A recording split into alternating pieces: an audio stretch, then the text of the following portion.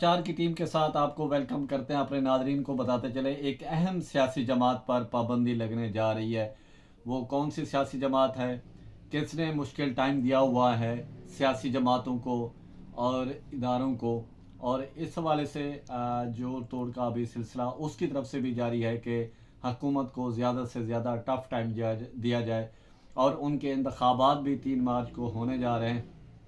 تو اس حوالے سے تمام تیاریاں مکمل ہیں۔ انتخابات 3 مارچ کو ان کے ہو جائیں، چیئرمین ان کا منتخب ہو جائے، اس کے بعد جو ہے پاکستان جو تحریک انصاف ہے اس پر پابندی لگنے جا رہی ہے جلد ہی۔ اس کا باقاعدہ کیونکہ کوئی بھی کسی بھی سیاسی جماعت پر جو پابندی لگنے کا طریقہ کار ہے وہ 9 مئی کا واقعہ پہلے ہو چکا ہے۔ وفاقی حکومت جو ہے اس کی سفارش کرے گی اس سیاسی جماعت پر پابندی لگنے کے حوالے سے، وہ پھر سپریم کورٹ کو وفاقی حکومت سفارش کرے گی کہ اس سیاسی جماعت جو ہے ریاست کے خلاف اور ریاستی اداروں کے خلاف اس نے کام کیا ہے اور اس پر پابندی لگائی جائے، تو پھر سپریم کورٹ اس پر پابندی لگائے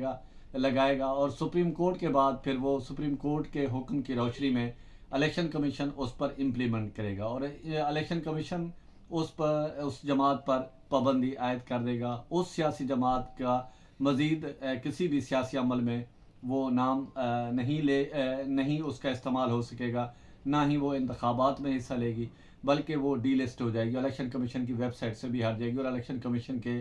دستاویزات میں بھی اس سیاسی جماعت کا نام و نشان نہیں ہوگا۔ اور یہ بات اور ہے